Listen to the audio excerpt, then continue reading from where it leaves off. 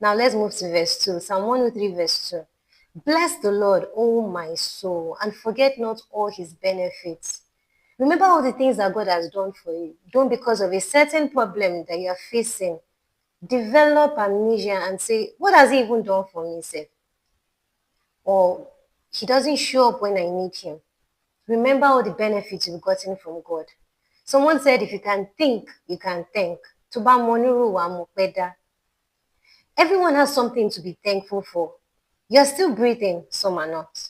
You have sound mind, some don't. You can walk on two legs, some can't. You are not on a life support machine. Some are on oxygen. Some have to use a ventilator before breathing properly, you know. You're not picking food from the dustbin. Some are. You're not homeless. Some are. You're not dressed in rags. Some are. Now, do you know what's strange enough? Even the soul of a dead man who was buried, his soul has something to be thankful for. You're like, what? He's dead, he's dead. Yes. But he was buried after he died, right? You know, some corpses were so dismembered that there was nothing left to bury. Like in a car accident, like a plane crash. Like a plane crash, like an assassination where the body is never found. The fact that the corpse is intact and buried is something to be thankful for. Do you know ritual killers dismember body parts? Wow.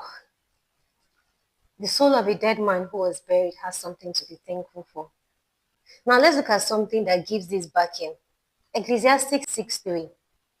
If a man beget 100 children and live many years, so that the days of his years be many, and his soul be not filled with good, and also that he have no burial, I say that an untimely birth is better than he. So the soul of a dead man who was buried has something to be thankful for. Now let's go back to Psalm 103, verse 2. Bless the Lord, O my soul, and forget not all his benefits. Now let's move to verse 3. Who forgiveth all thy iniquities, who healeth all thy diseases. Think of all the sins you've committed from birth till now. Everything gone. A verse that explains this is this. Psalm 103, verse 12. As far as the east is from the west, so far has he removed our transgressions from us. Opposite directions, like they can never meet. Your sins that have been washed away. Imagine this direction, this direction. It can never come back again. It's washed, it's washed. Wow, a new chapter has been opened. Romans 8:30. Moreover, whom he did predestinate, who he had chosen beforehand, them he also called. And whom he called, them he also justified. And whom he justified, them he also glorified. God justifies you. He gives you right standing before him. He makes you blameless.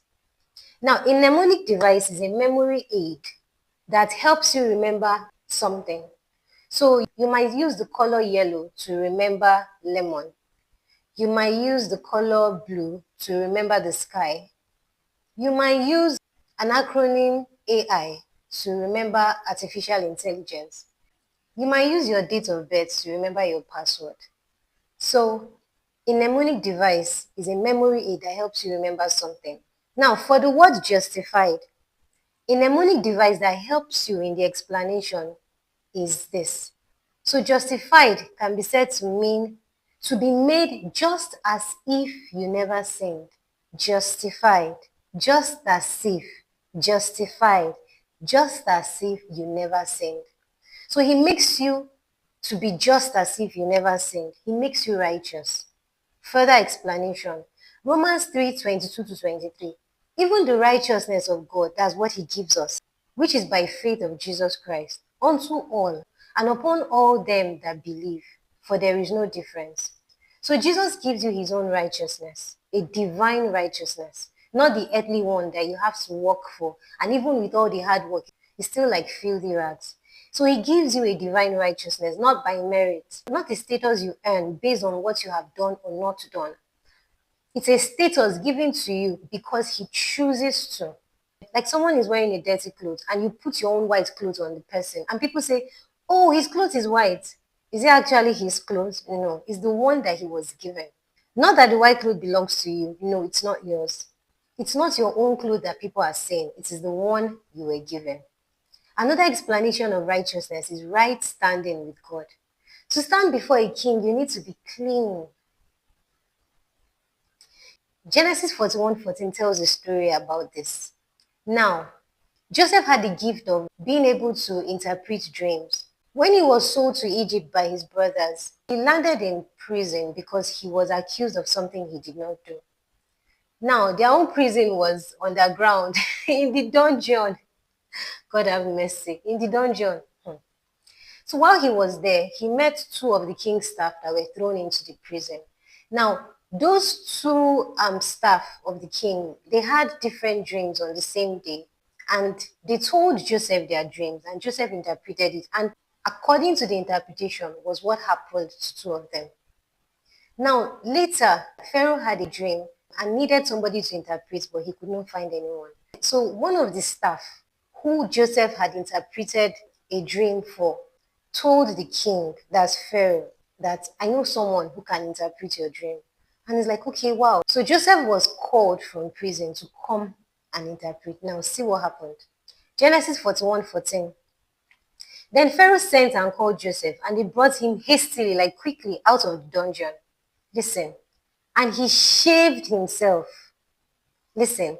And he shaved himself and changed his raiment and came in unto Pharaoh because he was coming to stand before a king. Now, the condition in prison is not exactly like a spa. It's not all soap and perfume and fresh and all that. He needed to clean up. He shaved himself and changed his raiment and came in unto Pharaoh. Now, let's look at another instance in the Bible which explains the fact that to stand before a king, you need to be clean. Now, this talks about when Joshua was standing before God with filthy garments. Zechariah 3:3-5. Let's go. Now, Joseph was clothed with filthy garments and stood before the angel. And he answered and spake unto those that stood before him, saying, take away the filthy garments from him. And unto him he said, behold, I have caused thine iniquity, your sin, to pass from thee, and I will clothe thee with change of raiment, another cloth entirely. And I said, let them set a fair mitre upon his head. So they set a fair mitre upon his head and clothed him with garments, a different set of garments, after taking away the filthy one, the dirty one. And the angel of the Lord stood by. Now, Joshua was the high priest. And what was his duty? To minister before God. And he had filthy garments. So his garments had to be changed so that he could minister before God. Because that position, you need to be clean to be able to intercede for others. So him ministering before God is him standing before the King of Kings. Wow. All right. Now let's look at another instance. This is very interesting. The Queen of Sheba came to visit Solomon. She heard about him, but needed to come and see for herself. And she saw some things when she got there. Now, let's read.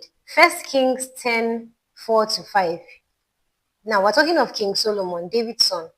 And when the Queen of Sheba had seen all Solomon's wisdom, and the house that he built, and the meat of his table, and the sitting of his servants, and the attendance of his ministers, and their apparel, their clothes, what they were dressed in, those that were serving the king, and his cupbearers, and his ascent, that's the ascent of Solomon, how he went up to the house of the Lord, and his ascent by which he went up onto the house of the Lord.